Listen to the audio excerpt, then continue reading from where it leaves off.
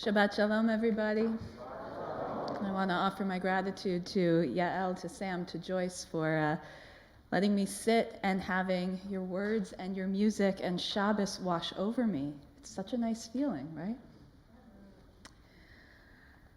Just over 12 years ago, at about this point, I stepped off a plane in Simferopol, a small city by Ukrainian standards, but a major hub in the Crimean Peninsula, where I was to spend Pesach of 2010. As part of an initiative run by HUC, which Sam, as a cantorial student, also participated in years later, first-year rabbinical, cantorial, and education students fly from Jerusalem to small and large hub cities around the former Soviet Union in order to serve as traveling clergy and Seder leaders for the week of Pesach. Coincidentally, and through no plan of my own, among the small communities I'd be serving along the shore of the Black Sea was the town of Yevpatoria, the village where my great-grandfather had lived. The geopolitical boundaries of 3 generations ago were not what they are today, to understate the obvious.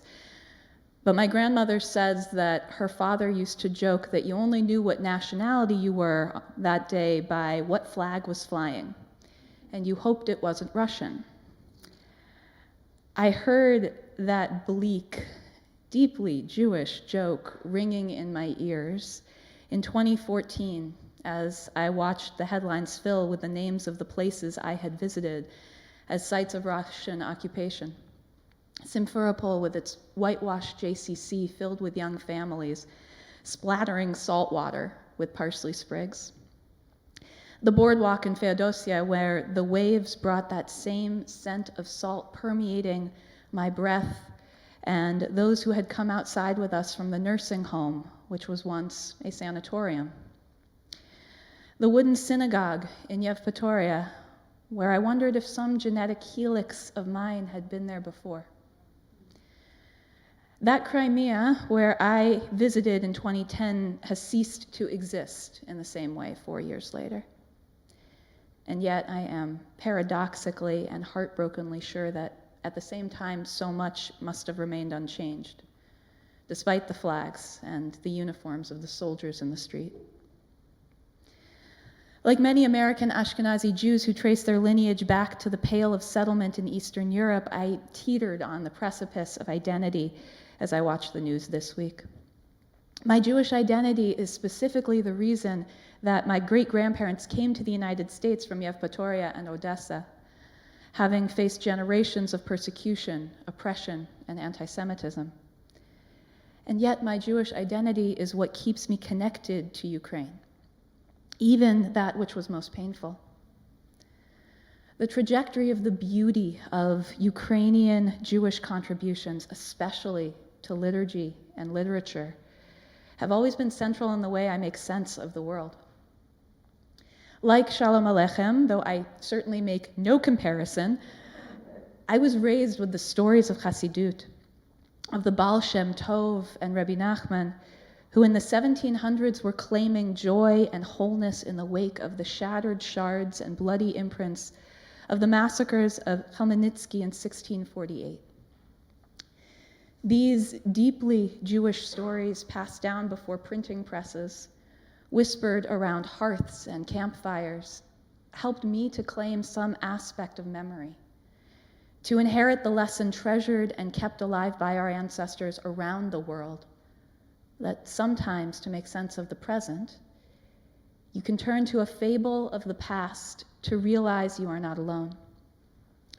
On this Shabbat, I wanted to share with you one of my favorites of these stories, which seems so prescient and yet so timeless, a means of holding on to what is most precious to us when everything else seems out of our control.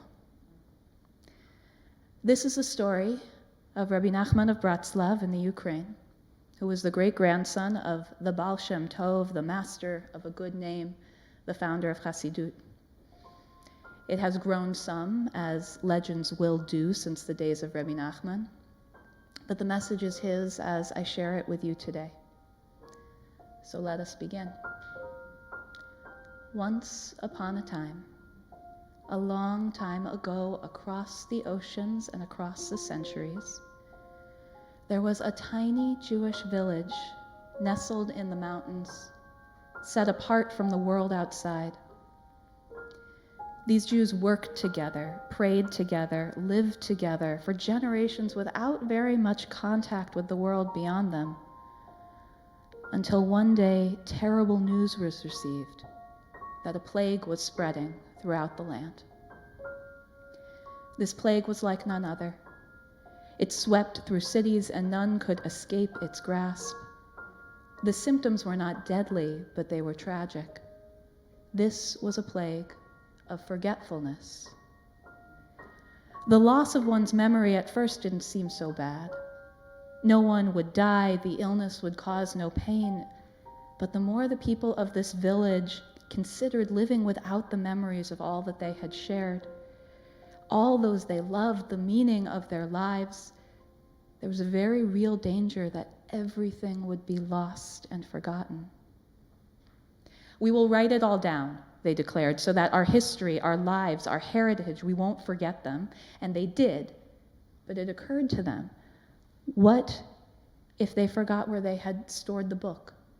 What if they were not able to read? What if they didn't even care to learn? What if none of this had any meaning in their minds? Why would we wish to remember our past if it has no connection to our hearts and our lives?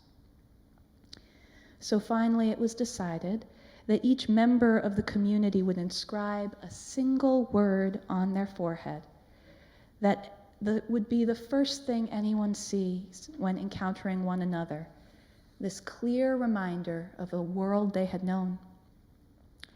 And so the mayor of the town chose the word Adonai, the four-lettered name of God which adorns every parsha of the Torah, and the word that was carved on the doorway of their synagogue.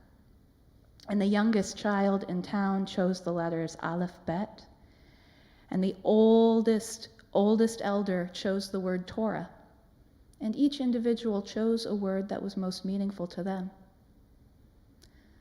Well, the plague did come to this tiny Jewish town, like it had in every other village, and it left everyone without their memories. But unlike the places who had been unprepared, when those villagers awoke to see on each other the face of a single word, their wonder at what these words might mean led them to the doorway of the synagogue, which bore the name Adonai, just like the person who was once the mayor. And through that doorway, they found their way to a small but precious library of books which lay inside.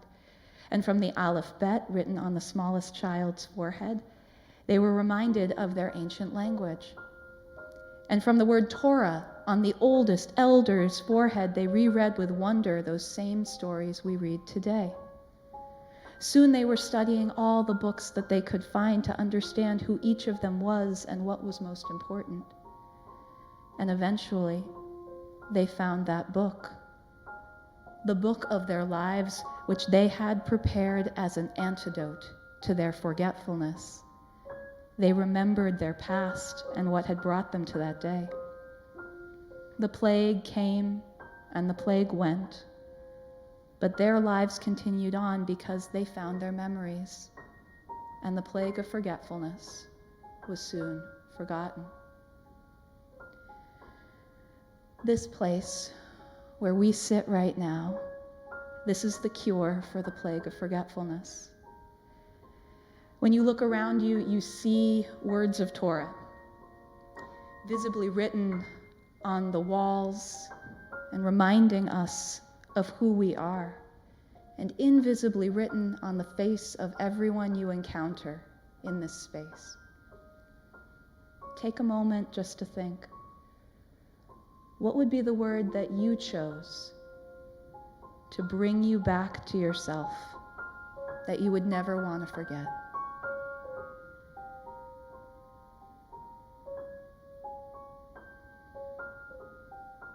What words come to mind when you think of CBST?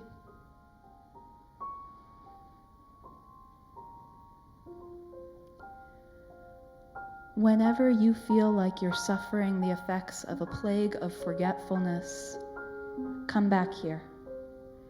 Come back and see the faces of the people you care about.